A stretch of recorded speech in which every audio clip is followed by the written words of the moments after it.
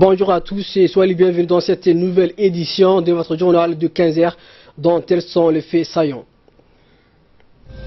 Conférence des présidents des commissions à l'Assemblée nationale.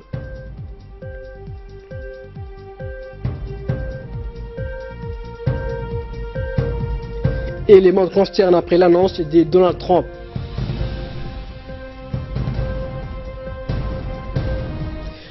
Sous la présidence du président de l'Assemblée, M. Mohamed Ali Houmet, et la conférence des présidents de l'Assemblée nationale s'est tenue hier dans les locaux du débat du Parlement. Lors de cette conférence, le gouvernement était représenté par le Premier ministre, M. Abdelkader Kamil Mohamed, et le ministre de la Défense chargé des relations avec le Parlement, M. Ali Hassan Badon. Ont également pris part à cette réunion la présidente de la Commission de la Défense, le président par intérim de la Commission des Affaires étrangères, le président par intérim de la Commission des Finances et la présidente aussi par intérim de la Commission de législation, ainsi que les présidents du groupe parlementaire RPP FRUT. La conférence des présidents s'est penchée sur la transmission à la commission permanente compétente du projet de loi en instance, à savoir le projet de loi numéro 192 portant réglementation de l'importation et l'utilisation des aéronefs circulant sans personne à bord, déposé au Parlement le 31/01/05/2017. La conférence a donc décidé de soumettre les projets de loi à la commission de législation qui s'y tiendra le dimanche 04 juin 2017. Enfin, la conférence a par la suite arrêté la date du 07 juin 2017 pour l'organisation de la plénière afin de passer le projet de loi mentionné ainsi que le projet de loi numéro 188 portant ratification de l'accord de prêt pour le projet d'appui au renforcement des compétences dans le secteur de la santé qui a été examiné par la Commission des Affaires étrangères. Sous le haut patronage du ministre de la Santé, Dr Jama Elmi Okiye, le ministère de la Santé a réceptionné hier un don de médicaments et de matériel de santé octroyé par l'UNICEF. Ces dons en médicaments et équipements permettront de renforcer les systèmes de santé à Djibouti.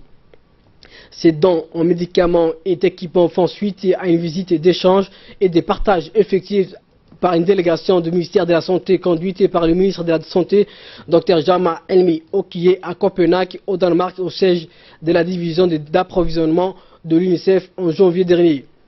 À leur arrivée sur le site de la santé, Dr Jama Elmi Okiye et sa collègue aux affaires sociales, Mme Mouna Ousmane Aden, ont été accueillis par de hauts responsables du ministère de la Santé, notamment le directeur général de l'hôpital Pelletier, ainsi que la représentante de l'UNICEF, Mme Janabou Mahand. Des chants et des danses folkloriques présentés par un groupe de jeunes ont été exécutés. La cérémonie de réception des dons de matériel et des médicaments octroyés par l'UNICEF s'est déroulée devant le centre médical Poufar.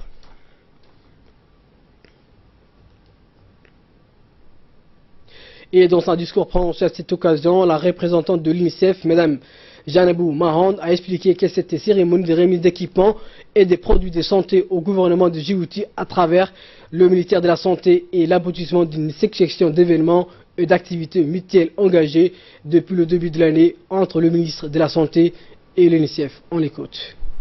Vous n'êtes pas sans savoir que la remise de ces matériels fait suite à la visite d'échange organisée au mois de janvier dernier à Copenhague auprès de la division de l'approvisionnement de l'UNICEF au niveau global et durant laquelle vous avez personnellement mené un important plaidoyer pour le renforcement du système de santé à Djibouti, y inclut le renforcement du système d'approvisionnement en médicaments de manière à renforcer un accès équitable aux soins de santé de qualité dans l'ensemble du pays. Permettez-moi tout d'abord de saisir cette opportunité pour saluer les efforts engagés par le ministère de la Santé, placés sous votre leadership pour les actions engagées en faveur de la santé maternelle et infantile à Djibouti. Excellences, Monsieur le Ministre, la remise de ces équipements et produits de santé n'est que le début d'un processus qui se rattache à la vision orientée vers la qualité des soins et des services que vous avez prôné. Le ministère de la Santé, avec la centrale d'achat des médicaments et matériels essentiels, a tracé une feuille de route pour le renforcement du système d'approvisionnement à Djibouti et à terme faire du pays un hub pour la région, vu son positionnement géographique et stratégique. Une visite de l'équipe de la division de l'approvisionnement de l'UNICEF est attendue très prochainement à Djibouti. Cette équipe sera là pour non seulement appuyer le ministère dans la mise en œuvre de cette feuille de route, mais aussi d'exploiter ensemble les différentes options pour l'autonomisation du système d'approvisionnement à Djibouti. Et ce, avec un focus particulier à la question de l'approvisionnement en vaccins, avec le mécanisme de préfinancement à travers l'initiative pour l'indépendance des vaccins. Et de son côté, le ministre de la Santé, Dr Jama Elmi Okiye, a souligné que ces médicaments et matériels de santé sont le fruit d'un engagement mutuel avec la division de l'approvisionnement de l'UNICEF de Genève. Nous l'écoutons. Laissez-moi en premier lieu vous expliquer la venue de ces équipements, d'où ils sont venus et qui est l'artisan de cette collaboration exemplaire. Comme vous le savez, depuis la prise de fonction au niveau du ministère de la Santé, le président de la République nous avait exhorté de tisser un lien solide avec nos partenaires, principalement les partenaires qui s'occupent de la question de la mère et de l'enfant, qui est une question prioritaire dans la politique gouvernementale de la République du Djibouti et qui tient à cœur le président de la République ainsi que la première dame. En suivant ces instructions, le département de la santé n'a ménagé aucun effort. Le département de la santé, avec la représentante de l'UNICEF et son personnel, ont effectué un long voyage jusqu'en Danemark, principalement dans la ville de Copenhague. Là, nous avons eu l'honneur d'avoir un séminaire dans lequel il nous expliquait tout le travail que fait l'UNICEF à travers le monde et les ambitions que cette dernière a. En plus, avec un plaidoyer soutenu de la représentante et du département, en l'occurrence moi-même, nous avons pu obtenir une promesse d'un don de matériel d'une valeur de 3 millions de dollars. Ce don, cette promesse aujourd'hui est matérialisée. Comme vous le voyez devant vous, vous pouvez constater les lots de matériel qui sont de plus de 33 conteneurs venus de Copenhague à Djibouti et que de manière gratuite, 3 millions de dollars, et que Djibouti n'a pris en charge à travers le ministère du Budget que le transport, qui est un montant évalué à 20 millions de nos francs. Il y a aussi d'autres promesses qui a été d'autres engagements qui ont été faits et que nous pensons, Madame la représentante, comme brillamment vous avez réussi à acheminer tout ce matériel ici, ces derniers aussi seront tenus et très vite nous aurons les résultats concrets. Il s'agit de l'hub régional dans lequel l'UNICEF doit établir à Djibouti. L'UNICEF a promis d'évaluer la possibilité de créer un hub régional à Djibouti.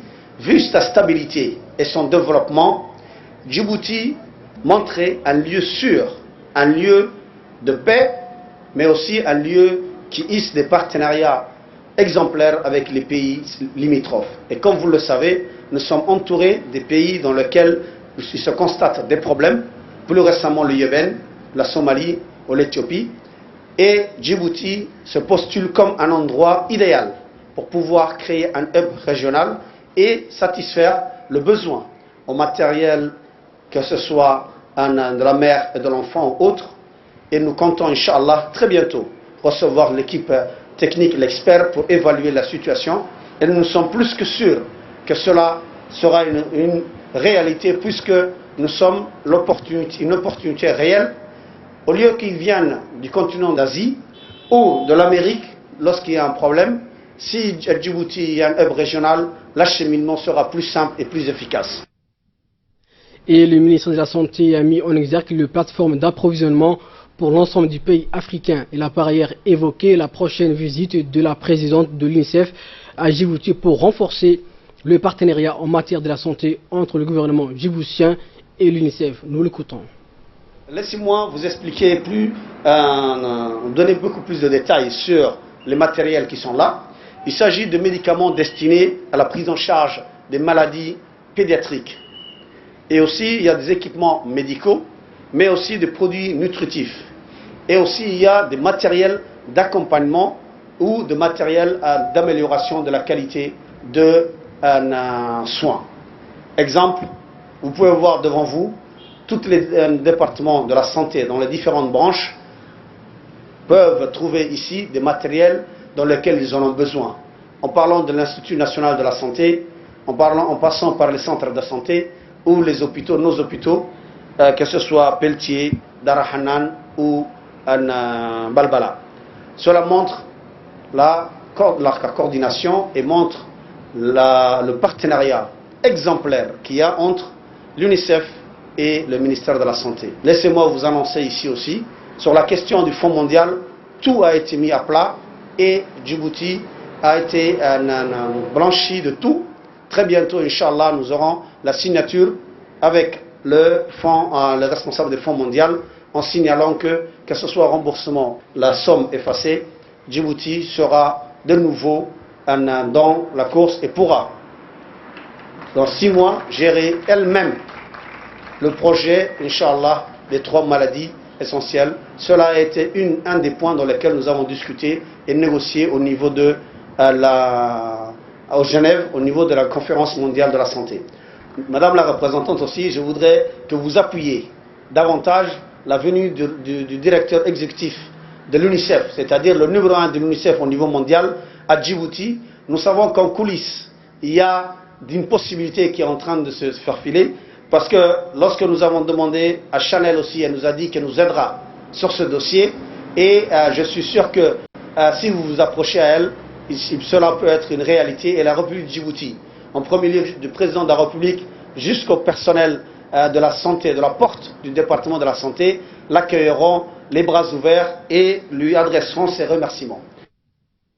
Et après les discours officiels, le ministre de la Santé a procédé à la distribution des différents lots de médicaments et de matériel médical aux différents hôpitaux des références nationales ainsi que ceux de régions de l'intérieur.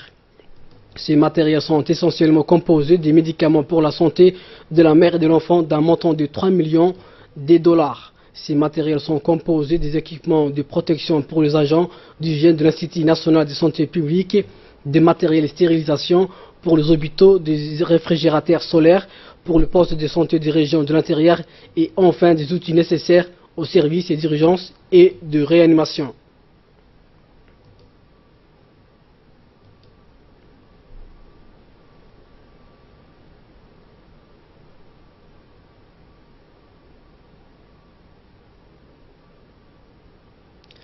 Et dans le cadre des préparatifs du grand pèlerinage à la Saint-Mecque et en vue de réunir les conditions optimales permettant aux pèlerins djiboutiens pour bien accomplir leur rituel en toute sérénité et quiétude, le ministre des Affaires musulmanes de la culture, M. Mohamed Hassan Baré, en visite de travail au Royaume d'Arabie Saoudite, s'est entretenu aujourd'hui à la Mecque le ministre du Hajj et de l'Umrah, Dr Mohamed Salah bin Taher.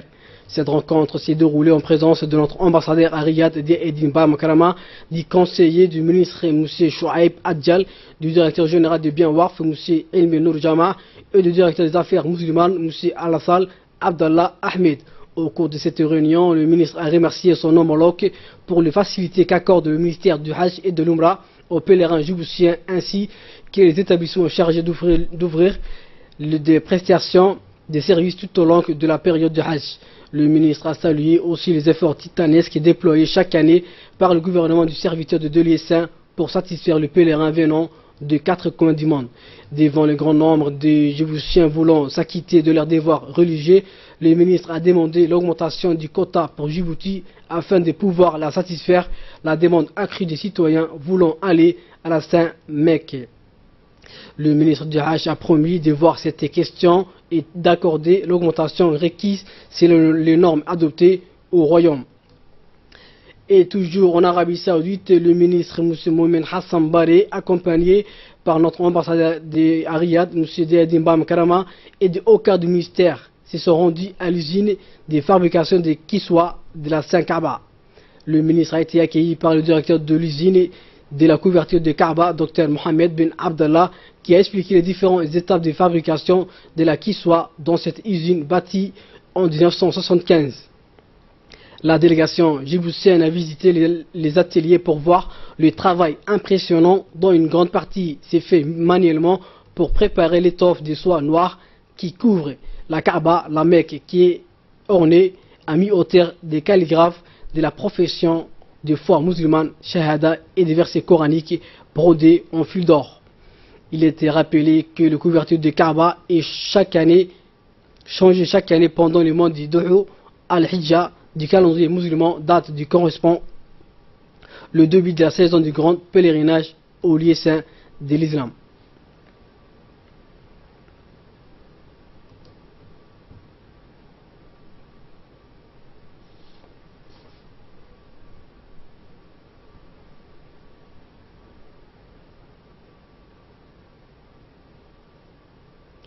Et pour clore l'actualité nationale, c'est un moment de partage, de rupture de gêne pour tous les participants de l'atelier de restitution du rapport de la mise en œuvre de la feuille de route de la décentralisation au chapiteau de Sheraton Hotel, organisé par le ministre de la décentralisation, M. Hamadou Mohamed Aramis, avec la participation du ministre de l'Éducation, M. Mustafa Mohamed Mahamoud, des officiels, l'expert mauritanien sur la décentralisation, les staffs de son département de la décentralisation et les participants qui sont venus des régions de l'intérieur pour participer à l'atelier organisé dans la matinée au Palais du Peuple. Pour les participants, ce fut un moment fort du Ramadan de rendre le jeûne. Le ministre Aramis et son collègue de l'éducation ont voulu partager ces moments forts avec tous les participants à l'atelier de restitution.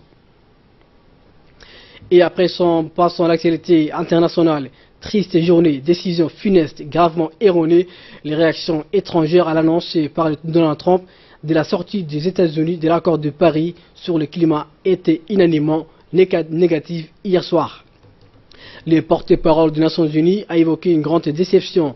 Le secrétaire général Antonio Guterres fait confiance aux villes, aux États, aux entreprises, aux États-Unis pour continuer avec d'autres pays à œuvrer en faveur d'une croissance économique durable et à faible émission de carbone qui créera emplois de qualité et marché et assurera la prospérité au XXIe siècle, a précisé le porte-parole Stéphane Dujarric. Quant à lui, le président de la Commission européenne, Jean-Claude Juncker, a jugé gravement erronée la décision du président américain. Le monde peut continuer à compter sur l'Europe pour diriger la lutte contre le réchauffement climatique, a réagi le commissaire européen de l'action pour le climat, Michael Arias-Canet. Et c'était l'essentiel de ces 15 heures. Merci à vous de l'avoir suivi. Mais restez avec nous dans quelques instants. Le minute de focus avec Samatar Saïd.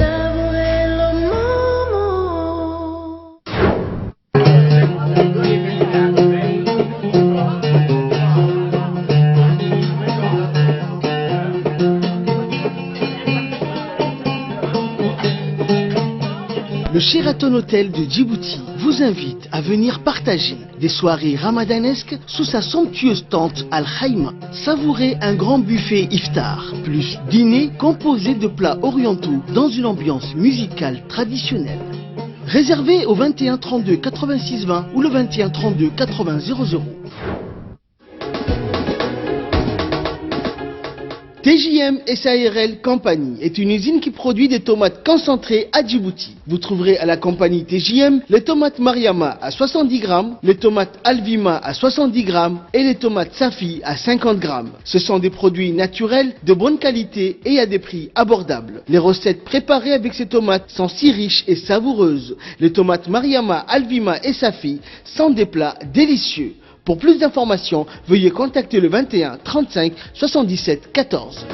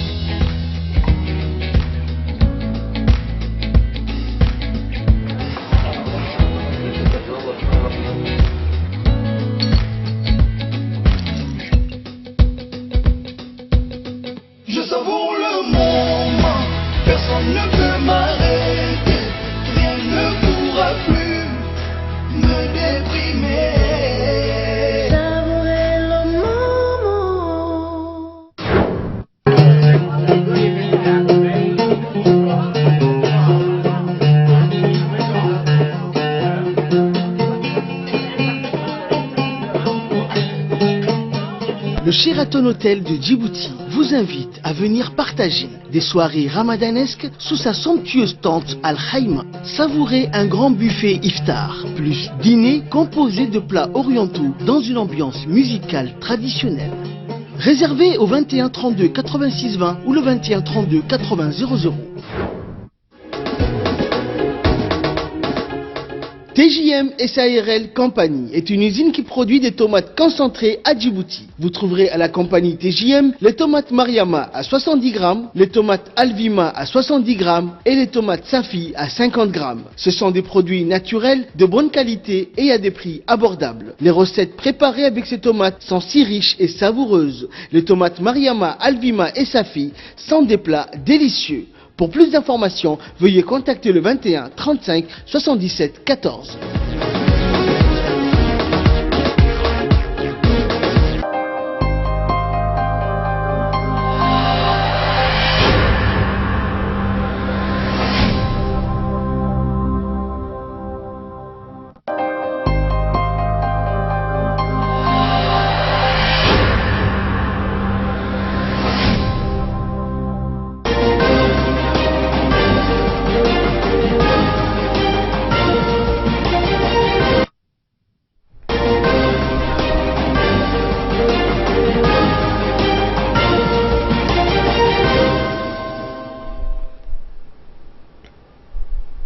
Place maintenant focus avec nous sur ce plateau. Samatar Saïd, bonjour. Bonjour Hussein. Donc, 4 Tunisiens ont été condamnés à 1 mois de prison pour avoir commis un acte provocateur durant les mois du Ramadan. Leur faute, avoir déjeuné et fumé dans un parquet de la ville en pleine période de jeûne Samatar. Oui, en fait, c'est un fait divers. 4 Tunisiens ont été condamnés hier à 1 mois de prison pour avoir fait un outrage public à la pudeur, pour avoir mangé dans un jardin public en plein Ramadan, mois sacré des jeûnes des musulmans, a indiqué à le parquet de Bizerte, au nord de la Tunisie. Cette condamnation intervient par un collectif d'ONG à appeler les autorités à respecter leur devoir constitutionnel de garantir la liberté de conscience et qu'un appel à manifester le 11 juin a été lancé sur les réseaux sociaux pour défendre les non-jeûneurs, à réclamer le respect des libertés individuelles. La constitution tunisienne garantit la liberté de croyance et de conscience. Aucune loi n'interdit de manger ou de boire en public pendant le Ramadan en Tunisie. Mais le débat sur cette question revient chaque année. La constitution tunisienne garantit la liberté de croyance et de conscience, mais l'État est aussi décrit comme un gardien de la religion. Les 4 hommes ont choisi un jardin public pour manger et fumer, un acte provocateur durant le mois béni du Ramadan. De ce fait, le tribunal cantonal de Bizerte les a condamnés à 1 mois de prison ferme. Leur acte est provocateur et porte atteinte à la morale, a interpellé le procureur général du tribunal de première instance de Bizerte, Mongi Boulares, de son côté, a dit sur les chaînes publiques que les 4 hommes avaient provoqué la colère des habitants de la ville en mangeant et en fumant dans ce jardin, ce qui nécessite, selon lui, l'intervention des forces de l'ordre. Leur acte est provocateur et porte atteinte à la morale, a estimé. S'ils ont choisi de ne pas jeûner, ils n'avaient pas qu'à manger dans un autre endroit, à l'abri. Regard n'est pas tenté de s'aimer la haine des gens. Merci Samantha pour ces faits divers. Merci à vous de l'avoir suivi. Restez, les programmes continuent.